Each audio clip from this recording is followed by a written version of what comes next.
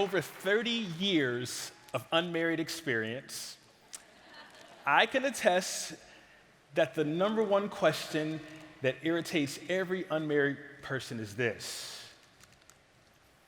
when are you getting married? See that black magic on the screen? Those are my grandparents, Alvin and Hazel. And just last week, they celebrated 62 years of marriage. Well, you can clap it up, you can clap it up. But my grandparents, whenever I go visit them, they have developed a clever euphemism for asking me this same question. So, Kellen, when are we gonna eat some cake? Now, I can take that from my grandparents. They're not being nosy. They really love me and care about me, and they want to know what's going on in my life. But you do not get a pass, okay? Because usually what's connected to that question is a string of other questions, and I'm sure if you're unmarried, you have heard these questions before. But before we do that, I need all of the beautiful unmarried women to make some noise. Here's the question. You're so pretty. You're so handsome. Why haven't you found anyone? Or maybe you know this question, especially if you're over 25 or 30. You're getting up there. Don't you want to get married before you're old? Or as one of my mentors likes to say to me rather matter-of-factly, you're going to be 40 having kids.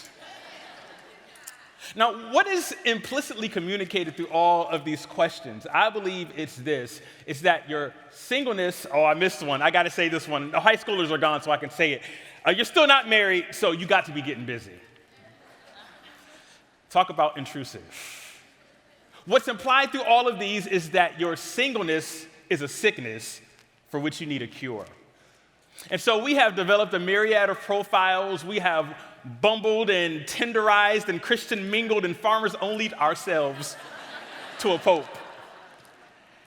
Because we're trying to eradicate this sickness in our lives, which is singleness. But I want to tell you that living single is one of the greatest seasons of your life. Hey, Regine. Living single is one of the greatest seasons of your life, and that's not to knock marriage, because marriage is great, and I don't hope to be single until I'm 100, but I know that this is a season that we could easily waste, and there are some great perks to being single. And if you don't believe me, just ask an unhappy married person. Just kidding. So what are those perks? Well, perk number one, introspection.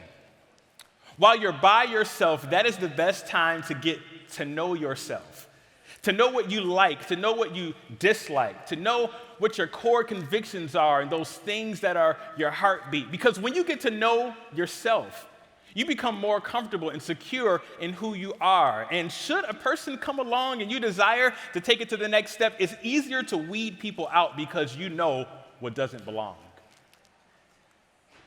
Personal investment.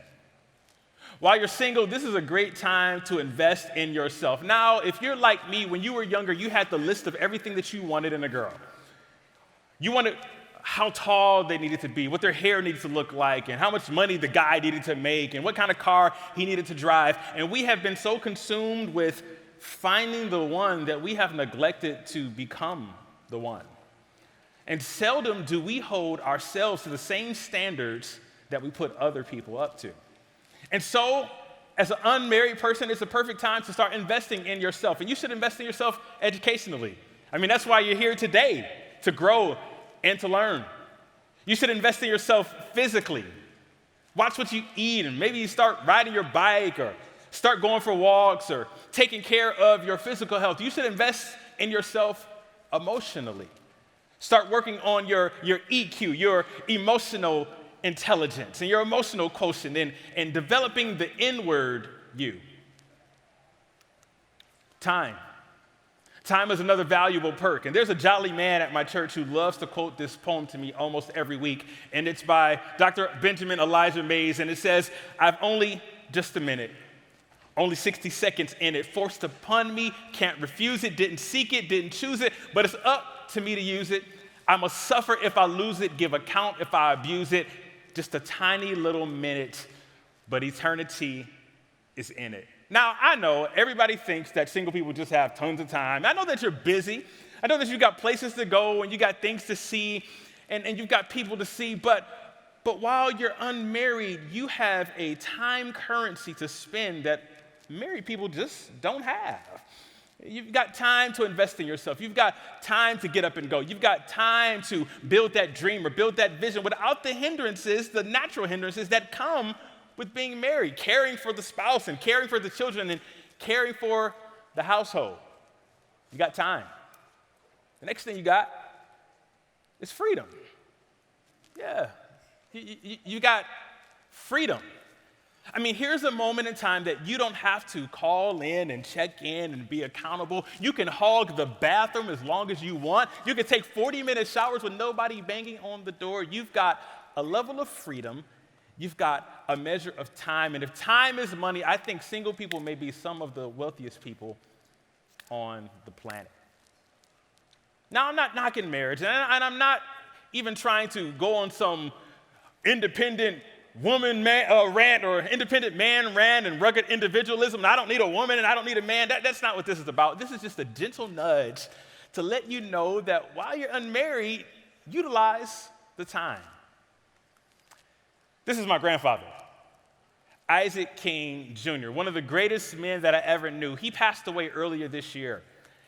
And my grandfather, one of the greatest men that I knew, he had a quality about himself that I loved, and it was his humor. He was a humorous guy. And he would often tell this story. And he said this story like this. There was a man who was celebrating 50 years of marriage, and he was sitting with a group of young couples. And the couples asked him a question, and the question they asked was this. They said, "Tell us about your most memorable anniversary." And he said, "Oh yeah, that's easy, my 25th wedding anniversary." And they said, "Well, what made it so memorable? What did you do?" He said, "Me and my wife went to Hong Kong." So oohs and ahs filled the room. And so some young person in the room said, well, how are you going to top that with your 50th anniversary? He said, "Easy. I'm going to go back to Hong Kong and pick her up." I don't want us to be so consumed and pressured with marriage while we're single that we become married people who are so consumed with being single. And so whenever you feel pressured again and somebody asks you, "When are you going to get married?" just tell them these two words: Hong Kong. Thank you.